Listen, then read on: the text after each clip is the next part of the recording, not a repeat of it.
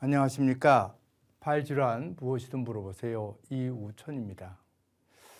제가 첫째 페이지에 이렇게 저의 학력 및 경력, 수상 경력 뭐 이런 거를 적어 놨는데요. 이 위에 있는 것들은 제가 그 사이 쓴 책들입니다. 그래서 이렇게 단행본을 제가 쭉 썼는데 사실은 요 끝에 있는 거는 제가 쓴 책은 아니고 제가 편집한 영문 그 책입니다. 영문 잡지 중에서 푸드 앤 댕클 클리닉스 오브 노스 아메리카라 그래가지고 3개월에 한 번씩 리뷰 아티클들을 모아서 실는 건데 제가 편집인으로 이 책을 썼기 때문에 2018년도에 나왔고 지금 2022년도에 봄에 나올 책을 또 하나 작업을 하고 있습니다. 그래서 그걸 또 여기다 한번 붙여봤습니다. 오늘은 발목 연골에 대한 줄기세포 치료에 대해서 말씀드려 보도록 하겠습니다.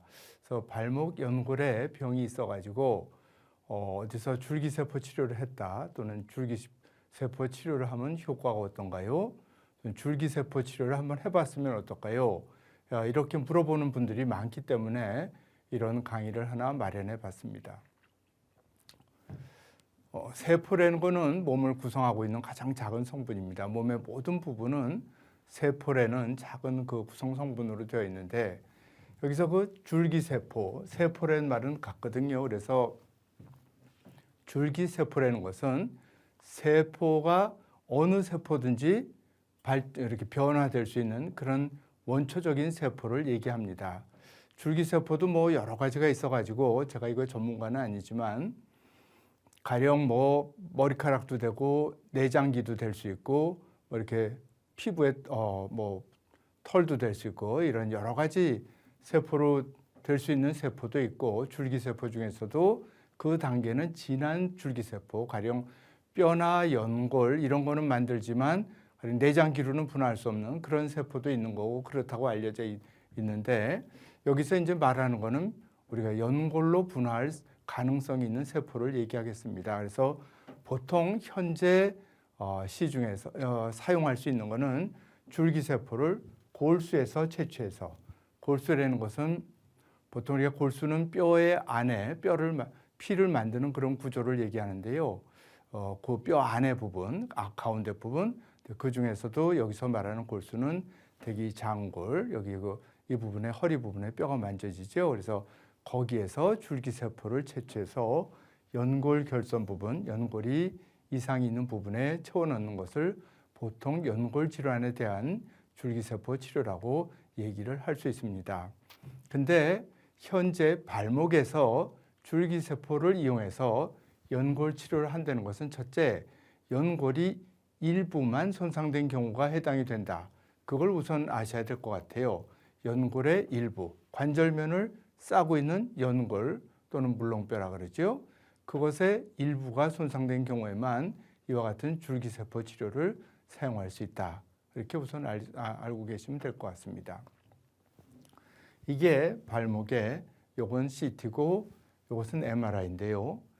연골이 이렇게 여기에서 이렇게 관절, 뼈와 뼈 사이에 있는 부분이 연골인데 그 여기 빈틈이 있지만 실상은 빈틈이 없겠죠. 무슨 뼈 사이 빈틈이 있습니까? 그 사이가 연골인데 연골의 일부가 여기는 뼈와 연골에 대개는 연골만 이상이 있는 경우도 있고 뼈 위에 연골이 있으니까 뼈 조각이 나고 그 위에 연골에 이상이 생기고 이런 경우가 많습니다.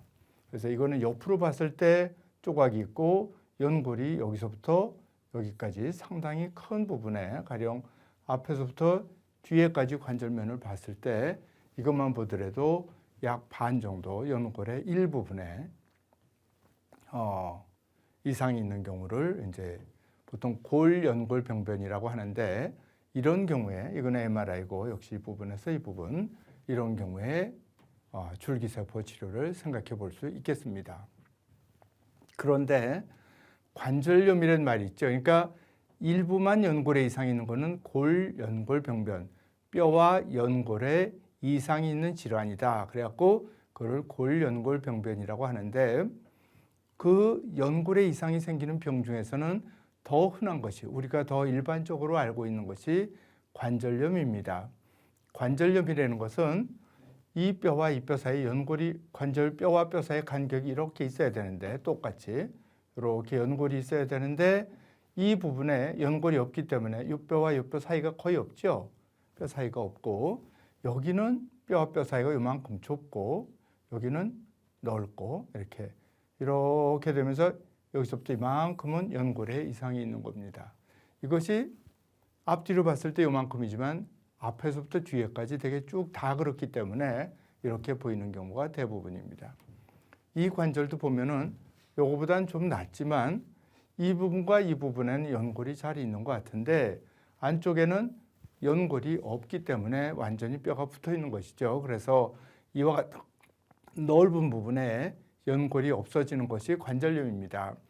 관절염 그러면 염자가 들어가기 때문에 무슨 뭐 화농성 염증이라든지 이런 것처럼 곱는 거, 염증이 생기는 거 이렇게 생각하지만 실상 관절염은 연골이 닳아서 생기는 건데 이와 같이 넓은 부분에 연골이 없으면 그거는 관절염이지 골연골병변이라고 할 수는 없습니다. 지금 이 엑스레이만 보면 이게 같은 분의 사진들인데요. 엑스레이만 보면 뼈와 뼈 사이에 간격이 잘 유지되어 있습니다. 그죠? 그러니까 이 사이 연골이 이 부분에 연골이 잘 있습니다. 연골이 있는데 반은 이 두께 중에 반은 이쪽 뼈의 연골이고 이쪽 아래쪽 반은 이 뼈의 연골이고 그래서 연골끼리 마주치면서 관절이 매끄럽게 윤활되고 관절의 기능을 하도록 되어 있는 것입니다. 근데 이걸 잘 보면은 뼈가 여기나 뼈가 똑같듯이 여기도 다 똑같아야 되는데 이 부분을 보면 뭔가 좀 주변보다 거문스레하죠. 그러니까 여기에 연골에 이상이 있다. 이렇게 이제 알 수 있습니다. 그래서 전체 연골 중에서 일부분이니까 이런 경우에 줄기세포 치료를 해보면 어떻겠냐 이렇게 생각할 수 있을 겁니다. 그런데 이런 경우라도 똑같은 환자의 CT인데 CT를 찍어보면 여기가 저렇게 정상인 것처럼 보이지만 여기서부터 여기까지 전부 다 여기에 비해서 간격이 이 틈새가 여기보다는 훨씬 반 정도로 줄어들어 있고 뼈도 딱딱하게 여기 보면 딱딱한 거는 뭐예요? 뼈가 딱딱하면은 엑스레이를 찍든지 CT를 찍었을 때 뼈가 하얗게 변합니다. 그래서 이 부분이 정상뼈라 그러면 요 면과 요 면 여기서부터 여기까지는 뼈가 좀 하얗죠, 그죠? 그래서 넓은 부분에 연골에 이상이 있는 것이고 여기도 보면은 이게 앞이고 이게 이게 앞이고 이게 뒤로 가면서 일부분에 요 부분의 이상이 요 엑스레이에 보이는 것이고 실상은 상당히 넓은 부분에 연골이 전체적으로 얇아져 있기 때문에 이거는 엑스레이로 보면은 정상인 것 같지만 이렇게 볼 때는 실상은 관절염에 나타나는 연골의 이상이라는 것입니다. 그래서 발목 관절염이라는 것은 발목 뼈가 정상 위치에서 어긋나거나 이건 다쳤을 때 그러겠죠. 뼈가 골절이 돼서 어긋나서 붙었을 때 이런 게 생길 수 있습니다. 또는 뼈가 타고나기를 안쪽으로 휘었다든지 가령 무릎이 안쪽으로 휜 사람이 있죠. 또는 다리가 이렇게 휜 사람은 안쪽에 관절염이 압력이 높아지거든요. 한쪽에 압력이 높아져서 발생하는 것이 관절염인데 뼈를 그 휘어진 뼈 또는 어긋난 뼈를 바로잡아서 그 위치를 정상으로 만들어서 치료를 해야 되는 거지 가령 줄기세포를 한다든지 뭐 PRP라는 것도 아시는 분들이 있겠는데 뭐 어떤 다른 치료를 해서 발목뼈의 위치를 정상으로 돌릴 수 있겠는지 이걸 우선 생각해 봐야 됩니다. 그래서 발목뼈의 위치를 정상화시킬 수 없다면은 줄기세포를 하든 뭐를 하든 소용이 없다고 볼 수 있습니다. 가령 이와 같은 것이 정상 발목, 거의 정상에 가까운 정상의 발목 관절입니다. 이 뼈와 이 뼈가 나란히 되어 있습니다. 가령 이런 경우에 이 경우는 여기가 관절면이 있고 이쪽 밑에 뼈는 관절면이 이렇게 되어 있습니다. 그러면 이렇게 어긋나 있으면 여기만 닿기 때문에 정상의 체중이 이렇게 넓은 부분에 골고루 분포되어 있을 것이 좁은 부분에 집중되기 때문에 여기가 먼저 연골이 닳고 점차적으로 이렇게 관절염이 심해져 가는 것입니다. 이런 경우에 이 뼈를 바로 하는 치료를 한다면 관절염이 치료될 수 있겠지만 여기에다 줄기세포를 치료한다 그래서 그 연골의 이상이 해결되는 것은 아닙니다. 이것도 마찬가지죠. 이거는 발목이 이렇게 있으면 저 왼쪽의 사진과 모양이 아예 다르죠. 이건 뼈가 여기 있었던 겁니다. 이렇게 돼야 될 게 이 뼈가 어그러지면서 부러져 가지고 어긋나서 붙어 가지고 다리뼈는 여기에 있는데 발목뼈는 이렇게 바깥쪽으로 나와 있죠. 그래서 이거는 외상성, 다쳐서 뼈의 형태가 어긋난 것이라서 이 형태를 발휘해 주지 않는 한 뭘 해도 소용이 없는 것입니다. 또한 이러한 경우가 그러니까 다치지 않더라도 우리나라 사람, 사실은 우리나라 사람뿐만 아니라 일본이라든지 중국이라든지 제가 서양 사람들을 대량으로 본 거는 없기 때문에 그렇게는 얘기하지 못하지만 적어도 동양인에서는 발목 관절염이 다치지 않고 편중된, 형태적으로 편중된 다리가 휘어서 체중부와 한쪽에 체중이 몰려서 생기는 경우가 많다. 즉 다리뼈가 있으면 이 뼈가 이 다리뼈의 중앙에 위치하게 이렇게 위치해 있어야 될 것이 휘어서 한쪽으로 기울어져 있기 때문에 관절염이 생기는 경우가 많습니다. 지금 이 경우에도 역시 마찬가지로 이제 그 비슷한 예고, 아까 보여줬던 예고, 이런 경우가 많습니다. 그래서 요거 엑스레이만 보면 연골의 이상인데 잘 보면은 이것이 관절염인 경우가 너무나 많은 것입니다. 그래서 발목 연골 중에서 일부분이 없을 때 또 그것이 증상의 원인일 때 줄기세포 치료를 해볼 수가 있겠다.